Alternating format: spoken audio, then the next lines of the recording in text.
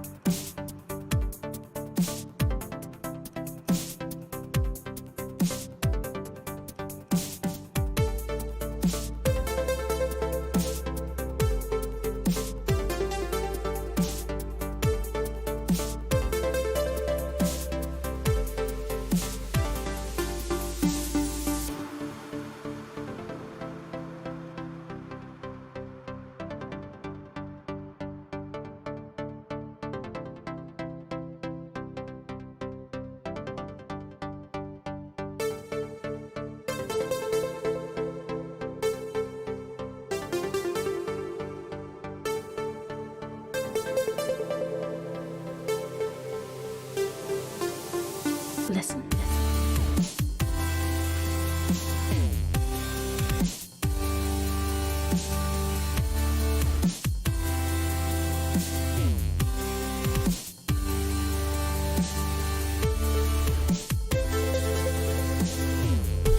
What is going on, guys? Welcome to our Patreon exclusive live stream where we will be covering point importance, most importantly, and we'll be covering our leverage sheets, everything you need to know about building lineups when it comes to NFL, when it comes to MLB, when it comes to any sport, okay? I've changed my leverage sheets to include very important statistical categories where it prioritizes each one of those categories into one single point distribution, okay? So I'm going to show you how to utilize that, and I'm going to show you how to take down GPPs here, okay, in just a second. First of all, let me know if the chat is working. If you guys could just comment in the chat. It is coming up on the weekend. I have literally been working nonstop. If you guys have seen all the content going on for MMA, for NFL, for everything, for CSGO. So it has been exhausting, but I'm coming to the very end here of this Friday afternoon. Thank goodness it's the weekend. We get to sit back and watch some NFL. So let's go ahead and talk some NFL strategy. Let's go ahead and talk how to utilize the leverage sheet and look at point importance. Okay, something I've added, and I haven't really gone over in depth until now. So if you guys are new to Patreon and you haven't been winning, sit tight. I'll show you how to utilize the cheat sheet. Okay, I'll show you how to win utilizing just point importance. Okay. Do let me know if you guys are in the chat. I don't see anybody in the chat right now. Let me know. Just comment. Say something. Say you're there.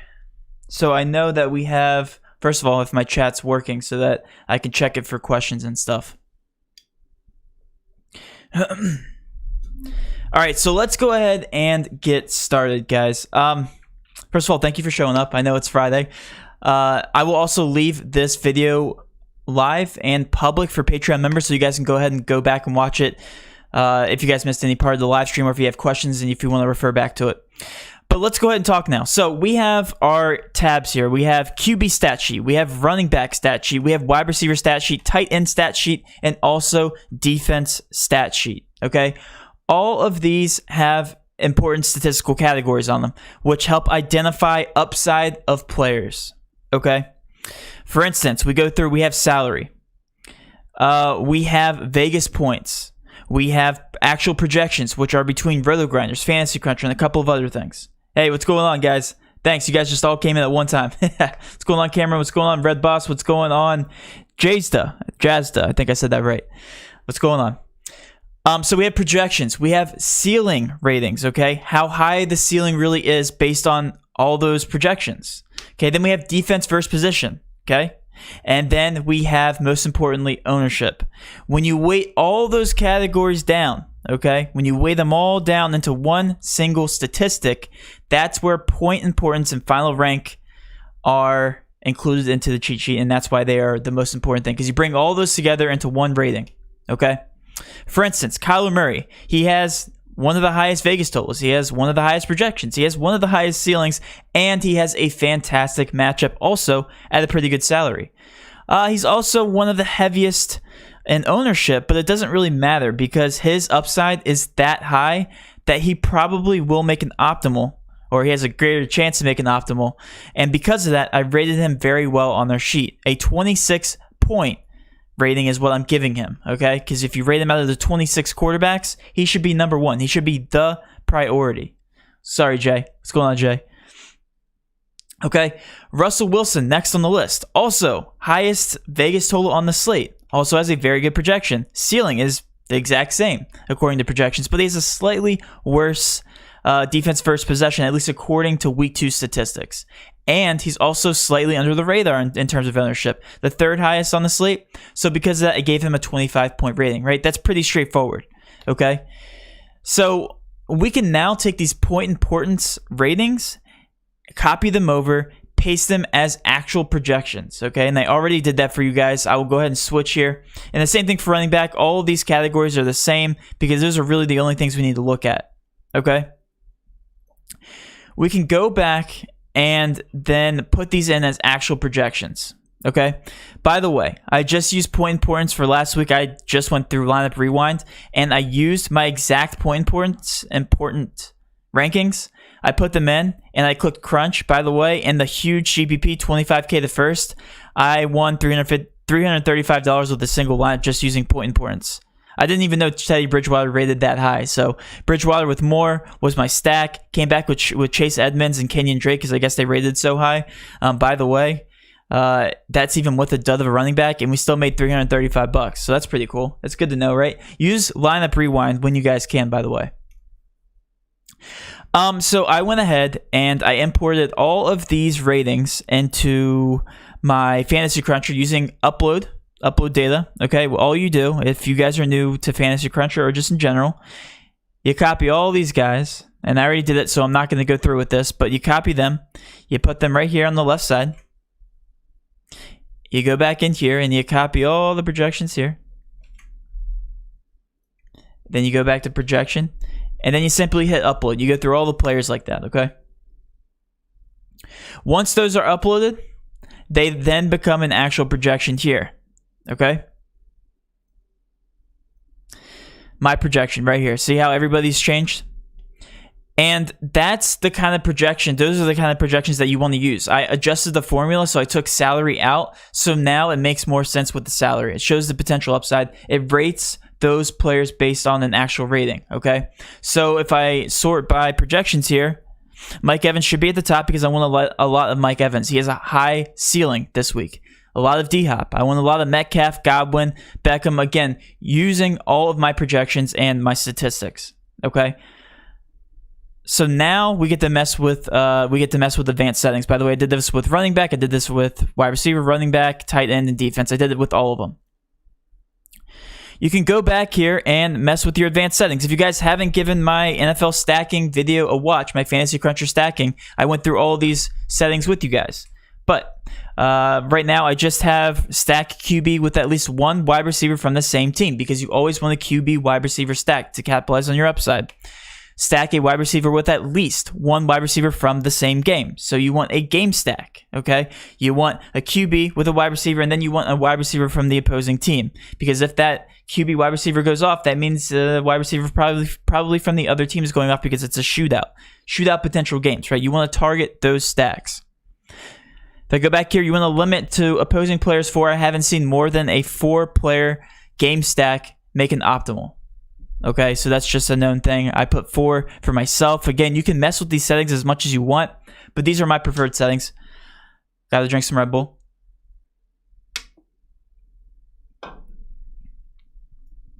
All right, and those are really all the settings that you need, at least for bigger GPPs, depending on how much you want to crunch. And in comes the randomness, right?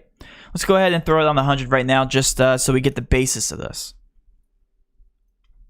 Let's go ahead and crunch 150 based on my projections.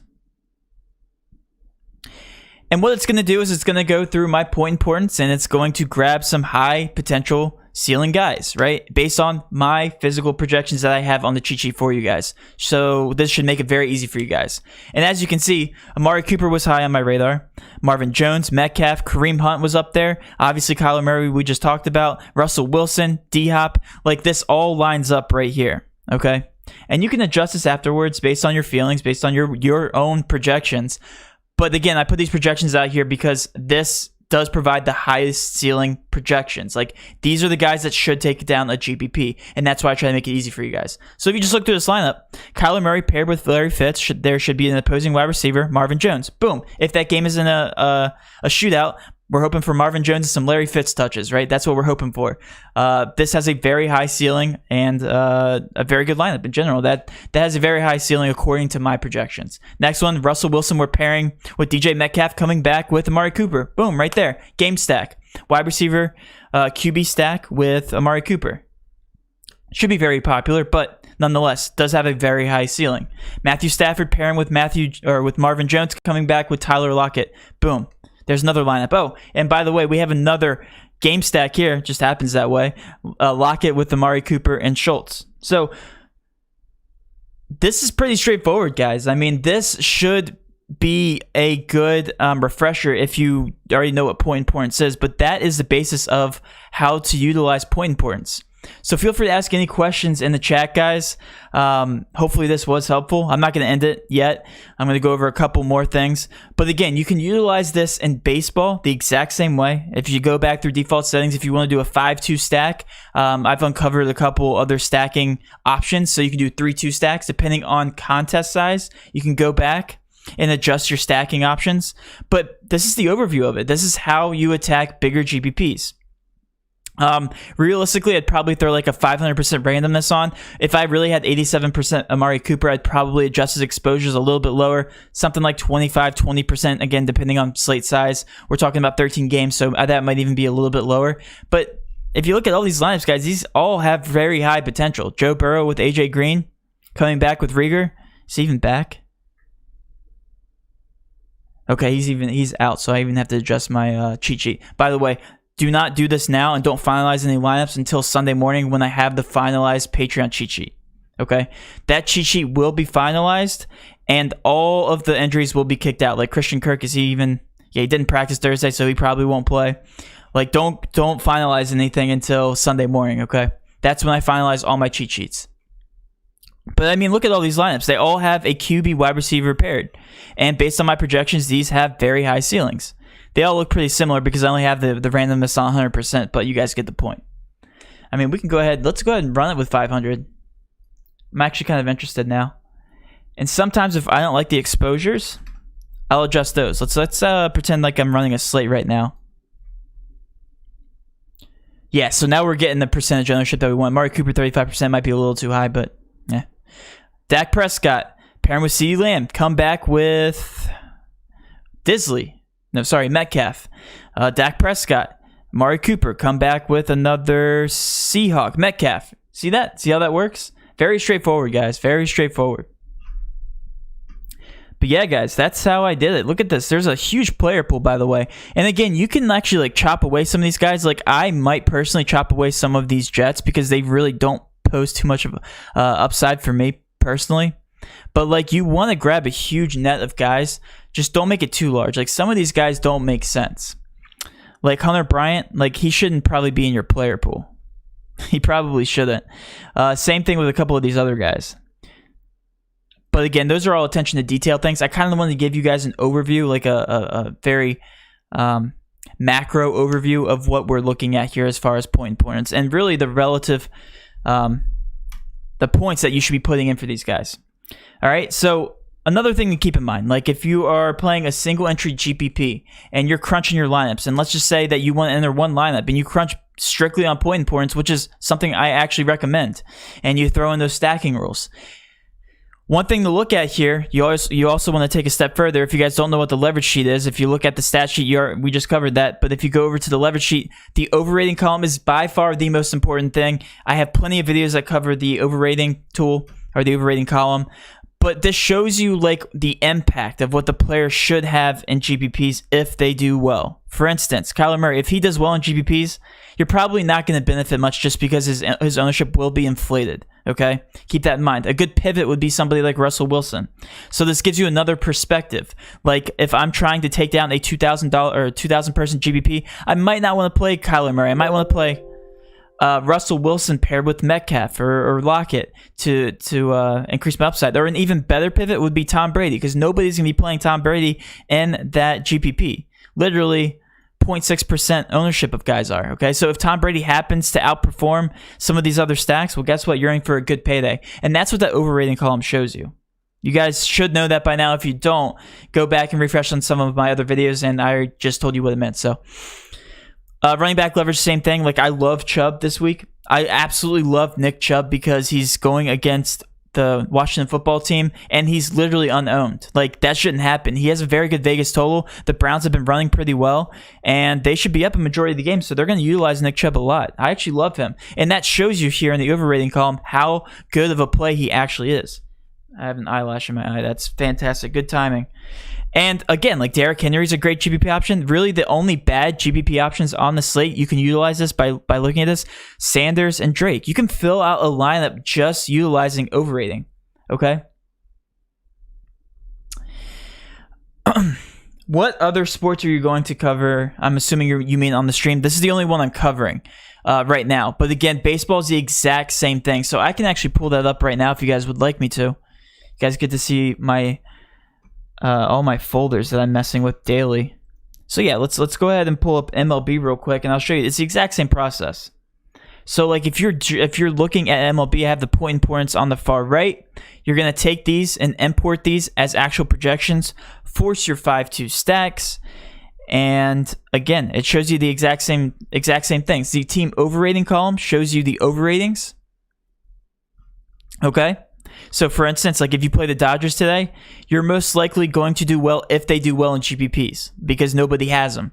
An inflated team, a team to avoid would be somebody like Houston. They are highly inflated. Chicago, not a good team to target in GPPs. Do you use 150 lineups you crunch to determine what lineup you will use for some of the smaller entry GPP contests based on ownership? That's a good question. So if you guys haven't given my formula video a watch, I advise you to watch it, but we'll cover that real quick. All right, let's go ahead and do that real quick. So I crunch 150 lineups, right?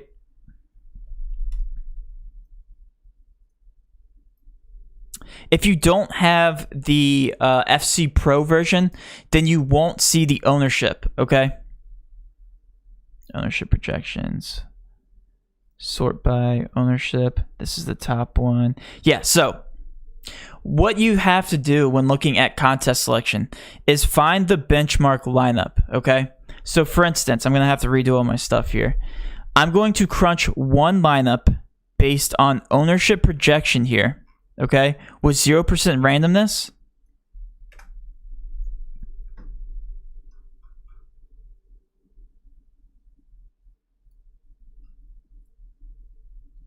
And this is the highest projected lineup as of right now. So it has Kyler Murray with Drake, Harry, Galladay, Hopkins. I mean, all these guys are very chalky. And what you do is you find out the ownership actual projection on here, which is 211, okay? All right, I'm going to give you guys a formula, okay? So write this down. I'm going to give you a second if you want to write it down, or if you just want to refer back to this video, you can do so, okay? Let's say the contest size, let's say you're doing a single entry GPP that's 100 people. A good rule of thumb is to take a calculator, right? Take the size of the contest. I'll do it here on the screen. 100 minus 50 is 50, okay? You split that in half. You divide it by, 100 divided by 2, which gets you 50, okay? Take the contest size, divide it by 2, which is 50, and subtract that from the ownership projection, which is 211 minus 50, gives you 161. You want to find a lineup that has about 161 combined total ownership, and that shows you how contrarian enough you need to be to take down that GPP. So let's say, for instance, you're playing that 100-person GPP. You should have a lineup that has 161% combined ownership to take down that GPP. You don't want to get too contrarian, but you want to get contrarian enough to take it down. And that should, if those players do well and you pick really good leverage spots, that should push you to the top of a GPP. And that's how you take that. That's a good rule of thumb to use, because some people, they try to play too contrarian. Like, I see lineups, man, like, if you look here at all of my projections, there's not a single ownership projection that's over 126. So it just goes to show you, based on my projections, you should get really contrarian to win a lot of these GPPs. There's a lot of bad chalk on this 13-game slate. That's basically what my projections are saying. And that's even on 500% randomness. Like, you'd think you get a very close to optimal ownership lineup out of the 500% ownership, but you just didn't. Okay. But yeah, I mean, that's pretty much it. So again, if you haven't given my advanced formula video a watch, it goes over how to calculate that formula and how to pick your contest and selection. I have plenty of other videos. And for anybody who is new to Patreon, I do recommend going over to my Patreon exclusive playlist. I cover all of that and so much more. What's going on, Dave?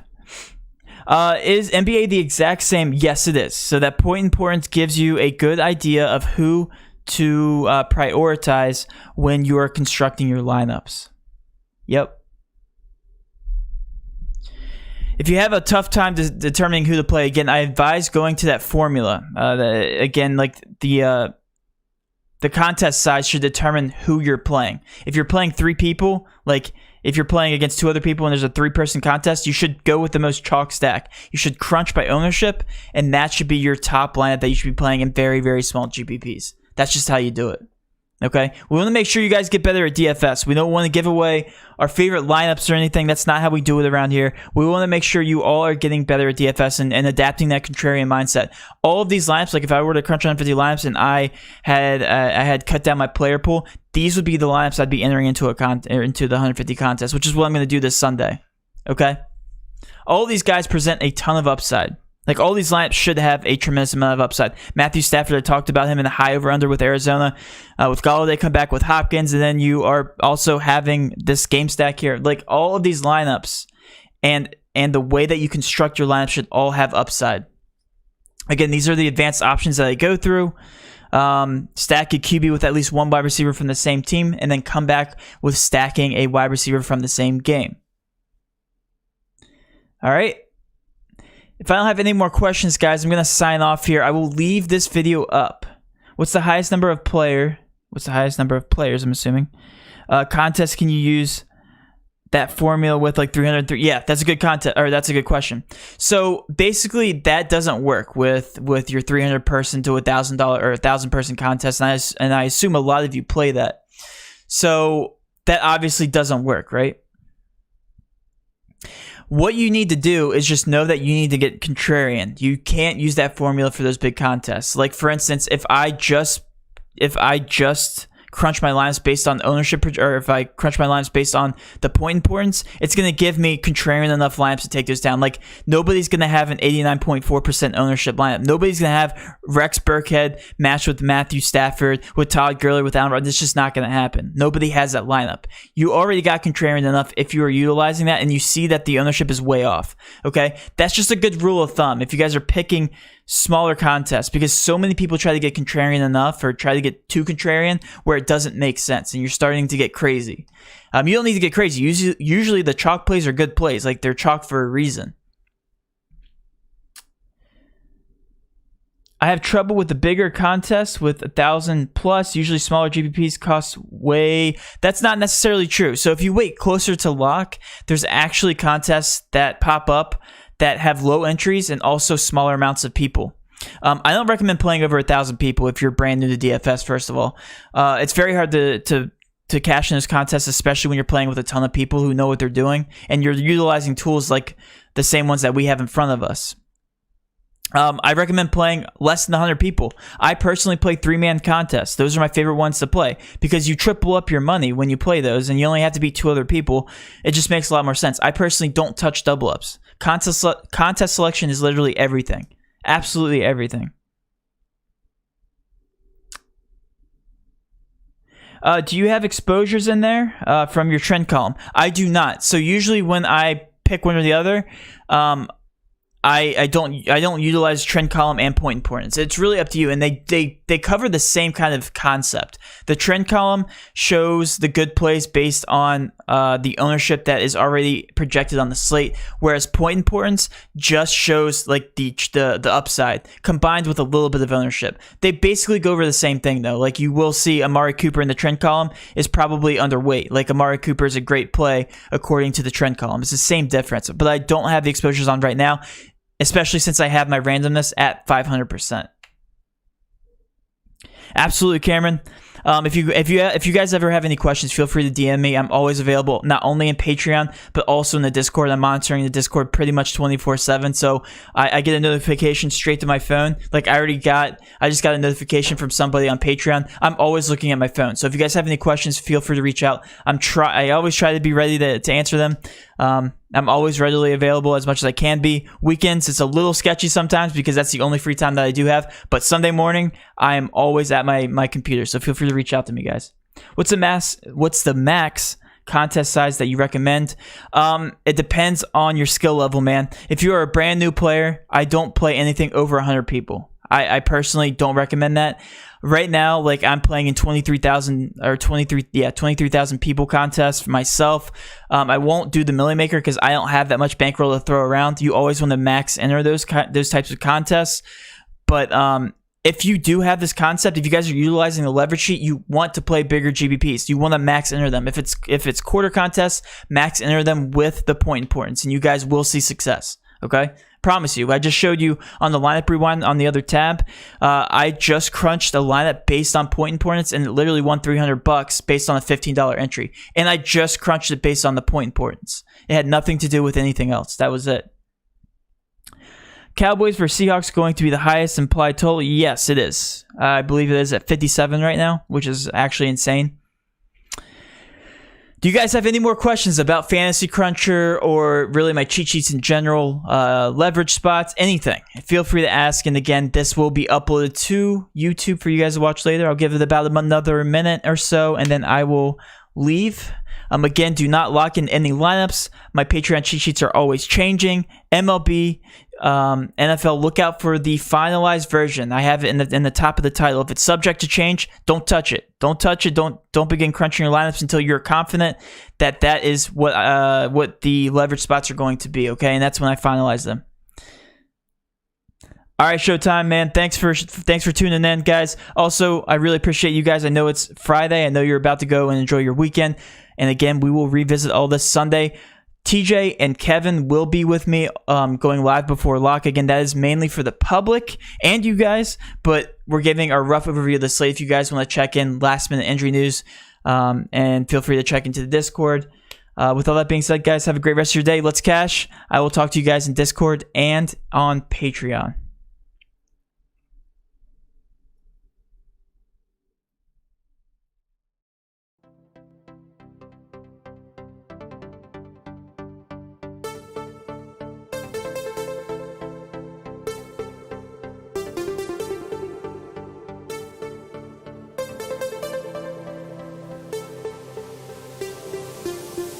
Listen.